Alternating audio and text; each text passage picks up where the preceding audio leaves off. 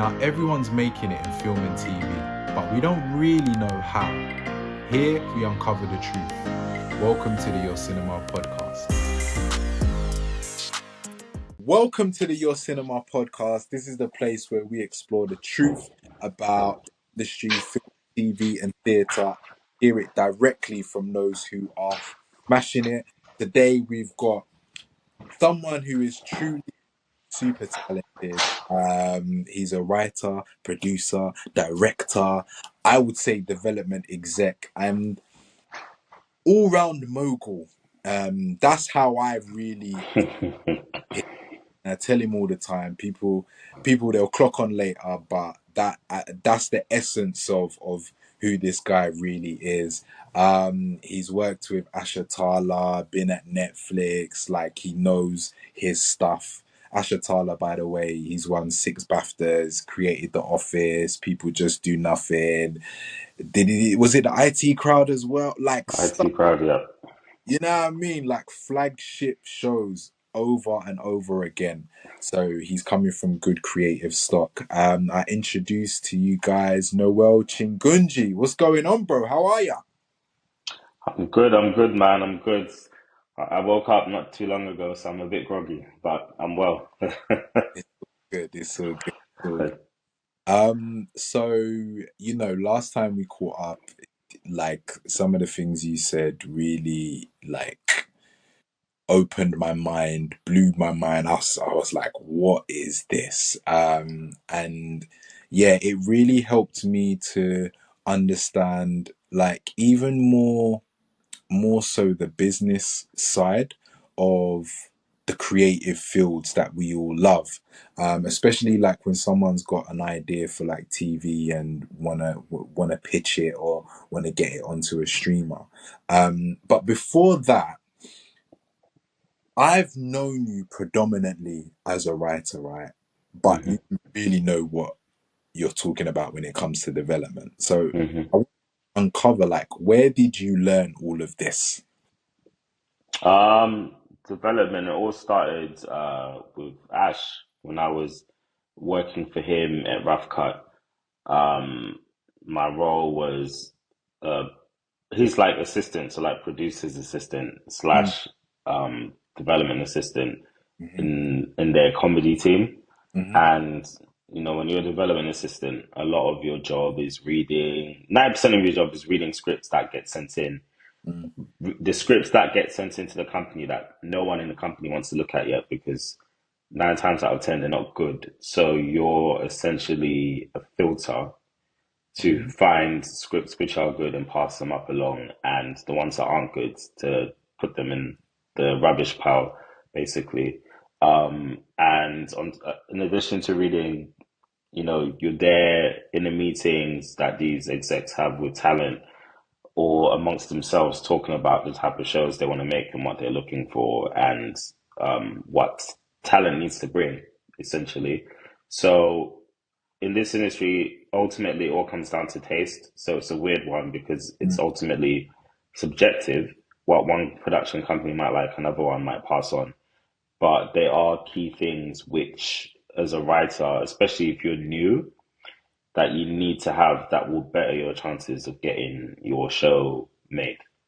Wow. And what are some of those things? Well, as a new writer, especially, you need to have a script. You need to have a pilot script. It's not enough to have a treatment for a show. Like, you need to have a pilot script because they need to see that you can write. And not only do they need to see that you can write, they need to see that you can write the idea that you're pitching for. So when I say that, like, say you could have a pilot script about two people that work at McDonald's. You've written a really good pilot script, and then you pitch it to a company like Roughcut, and they like your writing, but they don't necessarily like that idea. It's not for them for whatever reason. And then they're like, what else do you have? And then you're like, oh, okay, I have an idea about two people working in space. And then they're like, oh, that sounds good. Even though they can see you can write, they still are most likely gonna want to see you write a pilot script of that idea set in space before they decide whether you can okay, they can execute that. You can execute the idea, and it's something they'll like to buy and put into further development. Mm, So, yeah, you need to have a pilot script. And segueing from that, you need to have multiple ideas because in the example I just gave, you can pitch one script, but for whatever reason, and there's various reasons for why a production company might not take on the idea. yeah. Quite often they might have something which might be remotely similar. Um, it could be timing. They might find the idea too expensive. Mm, The marketplace might not be looking for an idea like that at the moment. So the various reasons. So you need to have multiple ideas. I say as a new writer, some people say, "Oh, you have like 10 ideas." I don't necessarily think so. I think as a new writer, before you take yourself out to market, have at least like three pilot scripts, mhm, and then have maybe two or more ideas, mm, 2 to 3 more ideas outside of those three pilot scripts that you've written. So when you go to these companies and you pitch something, they might like your style of writing, but if they don't like the idea, you have something else in the chamber. And then that way they can see, oh, you're not just a one trick pony. This is mm, someone that we should really invest in. And then in addition to having a pilot script, have a treatment which is essentially like a document, like a 5 or 6 page document, which explains, well, 4 to 6 page document, which explains like what your show is about. The premise, the log line, like a series overview or an episode outline. It doesn't have to be an episode outline because that's mm, going to change when it gets put into development, but it can be like a series overview to show like where this show can go. mm, Because, you could write a pilot script, but then you need to show, does my show have legs? mm, What will happen in season one? What could potentially happen in season two? Don't worry too much. You're not going to know what's going to happen in season four, episode six. You're not going to know at this stage, but at least know how the season could end, the first season, and how it could potentially build story for a following season. And then also, have casting suggestions as well. That mm, always helps. If you put a casting suggestion, not necessarily because you're going to get that person, but visually to show, okay, it's all visual, isn't it? So you're basically showing to them, oh, this is what the characters could look like or the vibe type of thing. And then also the most important thing, which a lot of people who don't work in the industry yet don't realize, you need to have a section. This usually comes towards the end of this treatment called Why Now? And that essentially explains like why should the company, why would a broadcaster like Netflix or BBC make this show now? Like, what does it say about the world now? How is it relevant to the world now? And it can be tricky because things are always changing. And quite often when you pitch a show, it takes about maybe 2 to 4 years before it gets put on air, and by then things can change. mm, Um, but mm, it is just important to have something that explains why it's relevant to now. And essentially, what you're saying is like why the theme of your show is relevant to now. So, say it's a show about that deals with immigration. You can talk about how the world has become more globalized now, and you can talk about how even some governments are resistant to immigration and stuff. We're seeing it now, with like the refugee crisis and stuff like the UK and the whole Rwanda situation, like something like that, essentially. And yeah, those are the key things you need, really. I love that. You're doing what you did at Nando's again. You're just in the wisdom, like, yeah, cool. Yeah, da, da, da. One thing that came to me as you were speaking was like speaking to the world, i.e., Hmm. your idea. Because there's two ways you can look at it, right? This is my idea and this is what I just want to do. So then Hmm. put it out yourself. But then it's like this is my idea and this is what I want to do, but I do want it to go to a mass audience. Hmm. It might make sense to, if you're speaking with a broadcaster, understand how to speak to the world around us. Hmm. Not in a way of compromising, because I think that's a whole nother conversation in terms of having the confidence to say, no, this is actually what I want to do. And Hmm. understanding, well, then it may not, that people may not understand it, but I love that way of sprinkling in the world to communicate like why now, basically. Hmm. Um, Hmm. so yeah, I love how you just spewed that out.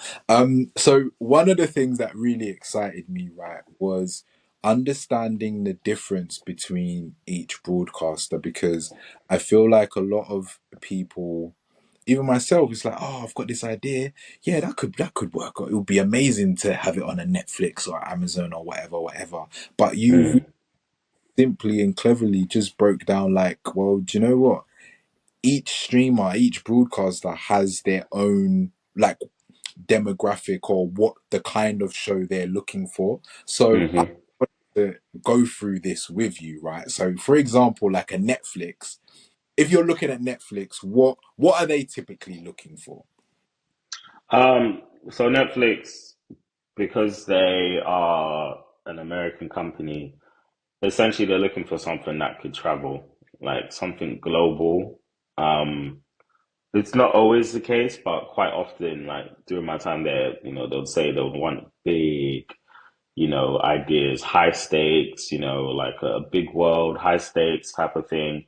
Um, Big names and stuff, pretty much big, broad ideas, mainstream ideas, whatever that means, that can travel around the world, something that could appeal to Americans. It can still be distinctly British, but something that could appeal to Americans or whatever. Um, so yeah, big, bold, mainstream ideas, expensive ideas, essentially. Um, Whereas someone like the BBC, well, I mean, BBC, they have different platforms, isn't it? So BBC One, they're going to look for like big, not necessarily big ideas, but broad ideas. So it could be like a family comedy, something not too niche, probably have a recognizable name in it, at least one recognizable name. BBC Two, they're like just a step a step more left. Like they're going to look for something similarly, that could attract a wider audience, but is, a bit more edgy or could be a bit more quirky type of thing. Um, for example, like I May Destroy You, even though that ultimately ended up on BBC One, I think originally that was going to be on BBC Two because the subject matter was quite, Mm. quite, bold and stuff, and it was quite an edgy show. Um, BBC Three, they are looking for a young audience, so ideas which appeal to a young audience. So quite often, when you see shows on the BBC which are set in like school, like secondary school or something like that, those shows are usually on BBC Three. They're usually more low concept ideas, especially because BBC Three, out of all the platforms, they have the lowest budget. So you're not going to see some expensive show on BBC Three and stuff. You're going to see something which is quite low concept. It's quite Gen Z leaning, and stuff. But then at the same time, there are shows which start on BBC Three that do cross over to BBC One, like Fleabag probably being the most recent prominent example, because I think they probably felt, oh, that was niche, and let's put that the style of it, that's niche, let's put that on BBC Three. But then it obviously became really popular, and so many people were watching it, so they gave that a primetime slot on BBC One. Channel Four, they also, I'd say the key difference in Channel Four and the BBC is that Channel Four, they look for things which are a bit more authored, I would say. Something authored and a bit more edgy. What what does authored mean? For example, an authored show would be like Fleabag. Fleabag was quite personal. Whereas a show that's not necessarily authored, it could be something like trying to think, what's like Friends. Yeah, Okay. Friends is, it's not, it's a very popular show and stuff. People find it funny and whatnot, but it's not necessarily. And don't get me wrong, the writers did have to have a certain tone of voice to be able to write that, but it's not necessary. It's not really specific. You know what I mean? It's not. saying something specific and whatnot. Whereas Fleabag, like, it had a specific point of view on grief, Mm, or even Atlanta, that had a very specific point of view type of thing. Dreaming Whilst Black, specific point of view, um, and mm, stuff. So yeah, Channel 4, they look for things quite, not always, but a bit more awkward, but then edgy as well.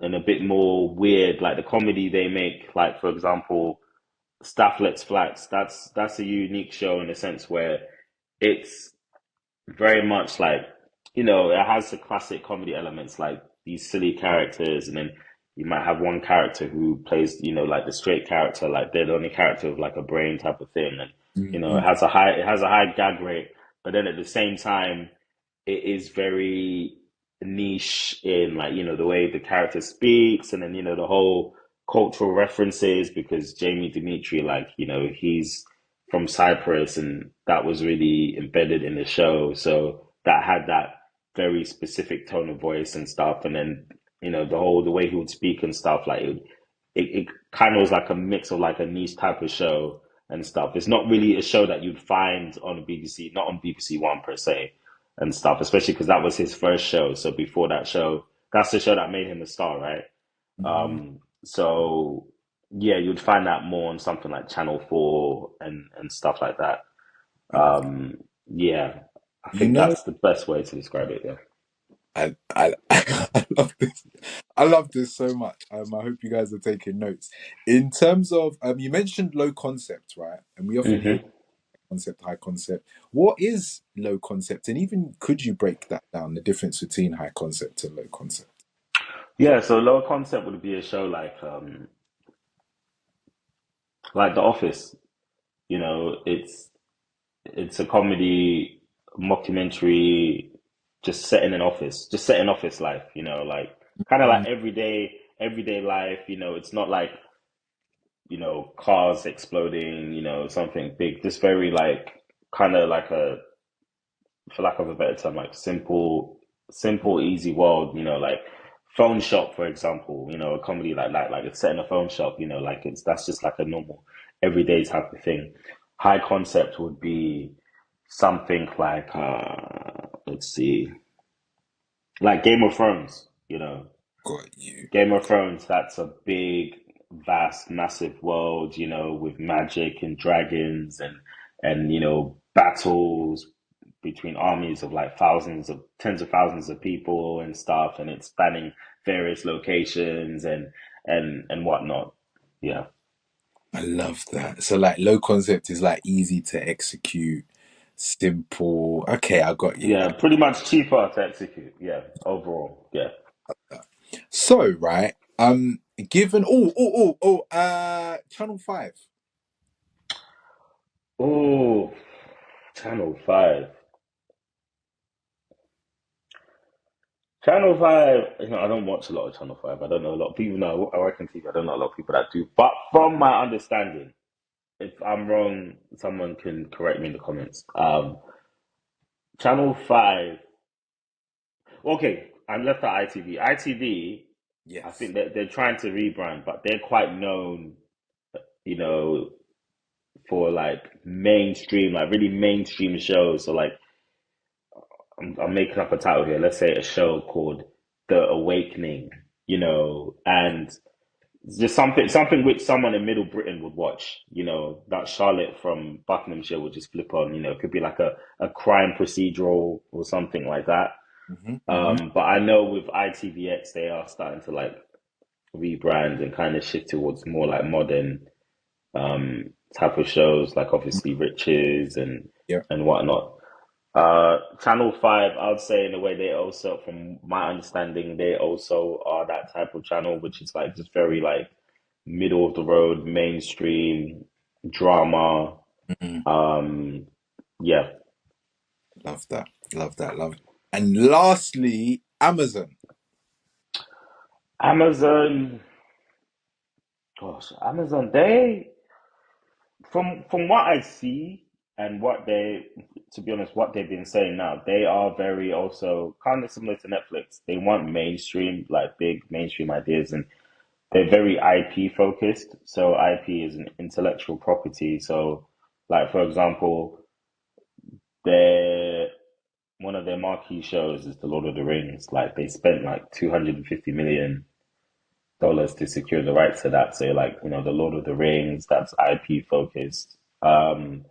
Fallout is one of their newest shows, and that's quite big. That's based on the video game series. Mm. Invincible, which is based on a comic book series. It's an animation based on a comic book series. The Boys, a superhero show, once again based on a comic book series. Um, Mm. Reacher, which is like based on the Jack Reacher books, and Yeah. which was a film. The first time I saw that character on the screen, that was a film with Tom Cruise, like 12 years ago. So they're quite, yeah, very much IP Mm. IP focused. Not always, there are some shows which don't fit into that box, but they seem to be like, oh, what's something with an established audience and stuff. And I guess especially because something, Amazon, it's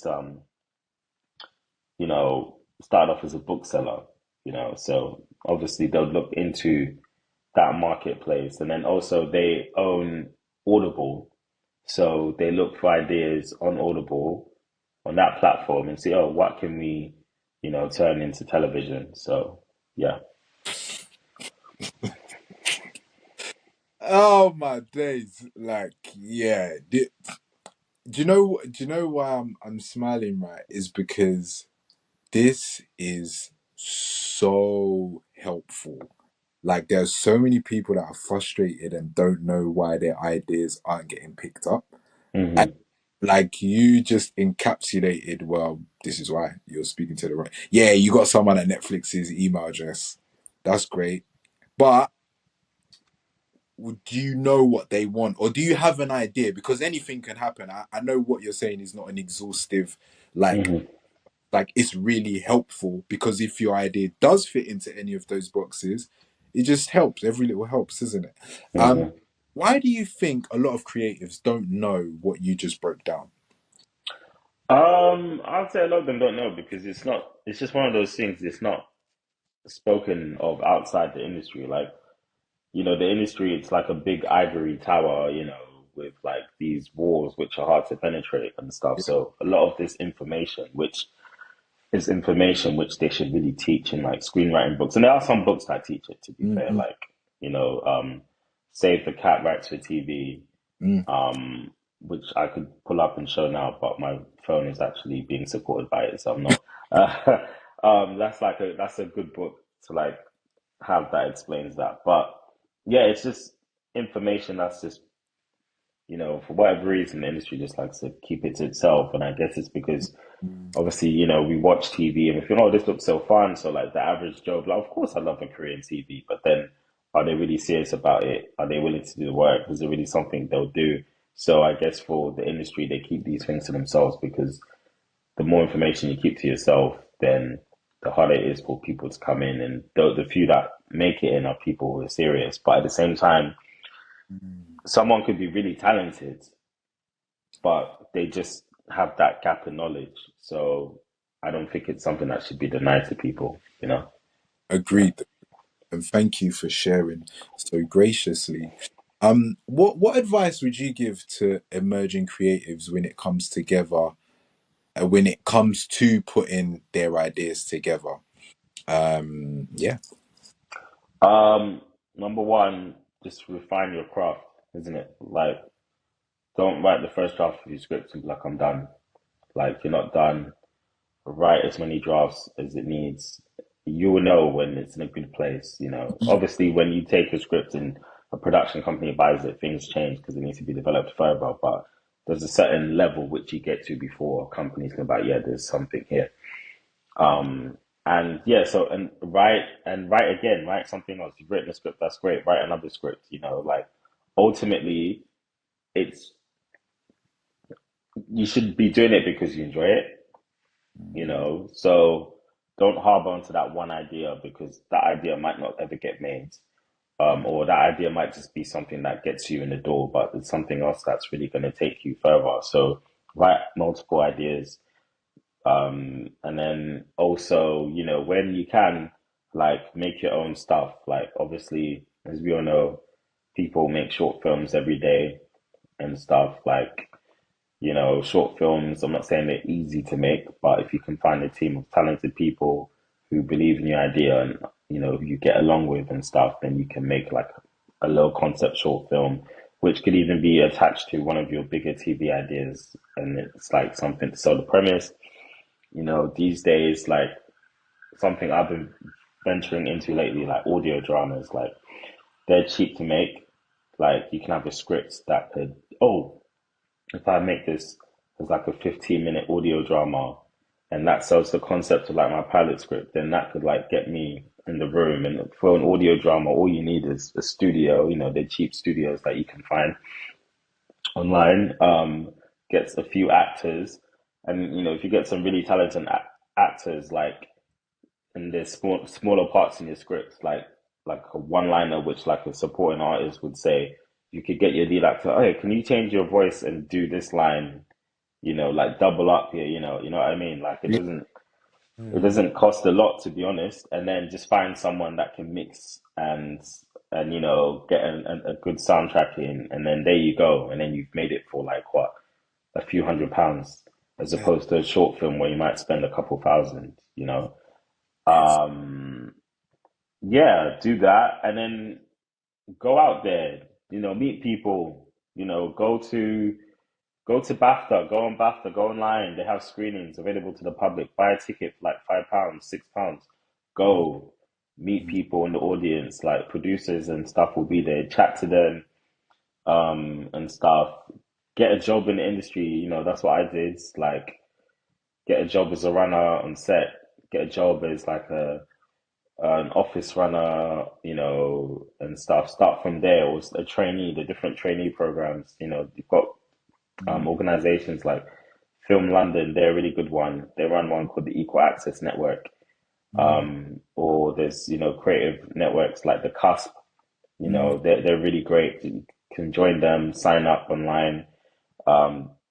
Just £6.50 a month, and they have like regular like networking sessions and Mm. and stuff like that. So like just get in there, you know what I mean? Like just put yourself out there, get to know people, and then the more people see your face, go, oh, I've seen you a few times, and then people are gonna take an interest into like you. Or what is it you want to do? Then you tell them, and then they'll see how they can help you. Like, and that's another thing. Be willing to like help people, as opposed to just, oh, what can I get from you? Like, meet someone. Oh, you've got a short film. Oh, do you need like a runner? Like, da da da da. Like show them. Yeah, I'm driven. I'm smart. I'm proactive. I'm quick. I'll be a very helpful person on set. You Mm. help that person, and then that person's gonna take a look and be like, oh, like what can I do for you, Yes. and stuff like that. Email production companies, be like, hey, do you need any readers? Like I Mm. was reading an article last night when I was in bed, and I don't know if you know that athlete Ronda Rousey. Like she used to be a UFC fighter, Oh wow. and then she was a wrestler, like in the WWE for a bit. Is And it? then, and she's been in a couple of movies, like she's been in a couple of the Fast and Furious films. Then I was reading yesterday that she's now screenwriting, and she's got a deal with Netflix and stuff. And in order for her to learn to help her screenwriting, she did an internship at WME, which is like one of the world's biggest agencies, like one of the top three agencies in the world. And don't get me wrong, like obviously she was already a celebrity, so she had the connections to get that internship. But what I'm saying is, she was like, I need to learn my craft. I can't just go in there like, I'm Ronda Rousey. Let me write a script. I can do it. No, she took the time, did an internship where she was a script reader at the company, reading different scripts. And she said she did that because in order to learn, she had to read. So email production companies, be like, hey, do you need any freelance script readers? You know, some will be like, oh yeah, sure, yeah, we've got one. Here's the script. You read a script, learn how to do a script report. You do a script report, and then you're learning, and then you're also helping them because you're taking some workload off their back, and then it can lead to something.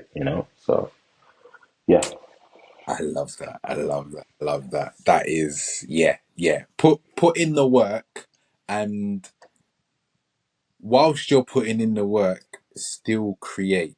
If that Hmm. so, yeah, no, I absolutely love that. What given your time at various organizations and just being in the industry, how many projects tend to get green lit roughly? Um, it's a small percent.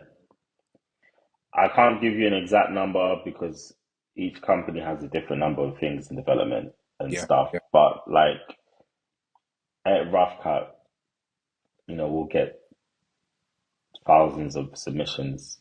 Like, sorry, not thousands of submissions. You'll get like maybe hundreds of submissions a year. gonna say, Um, Hundreds of submissions a year. And that's like a small independent production company. yeah. You get like hundreds of submissions a year, emails, whatever agents are sending you, da da da. Mm, And then out of those hundreds, only a small amount is going to get put into the active development. And mm, then even when it's in development, it's only a few which are actually going to go from development stage to greenlit stage because it might not just work with the writer, the idea might not just be working. Um, or like example, when we're at Rough Cut, there was a show which they had in development, but then and it was really good script, but they took it out to market, but because there was other shows kind of set in a similar world, and one of them even had a similar title. The show didn't really get anywhere. mm, It mm, kept getting passed on, turned down, even though the show was really good. And then it kind of got, as far as I know, to this day, left in what they call development hell. mm, Um, so yeah, the very few shows that will go from development phase to like greenlit phase. And mm. then even when something does get greenlit, like it all depends, like what are the commissioners looking for? you know. And I always tell people this industry doesn't know what it wants until it gets it. Because every time there's a show, right, and it's doing really well, they'll be like, oh, we want the next so and so, whatever that show is. Like, for example, the show right now everyone's talking about is Baby Reindeer, right? Really good show. And I know for a fact right now, someone in an office right now, a production company, there's someone pitching and they're like, or they're Netflix or Channel 4, they're talking to a commissioner. They're like, oh, yeah, so it's like, Baby Reindeer meets Atlanta. But then whatever the next buzzworthy show is going to be, it's not going to be like Baby Reindeer because you can't do Baby Reindeer again. You can't do Atlanta again. Like this industry, it's so weird. They're always looking to, oh, we want the next da da da da da. But then we learn time and time again, when Baby Reindeer was being pitched, there were people that passed on that. You Yeah. know what I mean? There were people that said no to that because they didn't see the vision. There were people that passed on Atlanta. There were people that passed on Insecure, Fleabag. They didn't see what it was. So you don't know what something's going to be until it becomes that thing. You know what I mean? So Yep.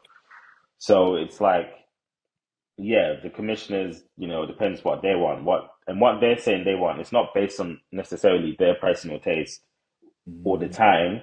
It's usually based on what their boss is giving them at the channel. Like, this is what we need to fill in. This is what our audience needs. We're missing this type of show.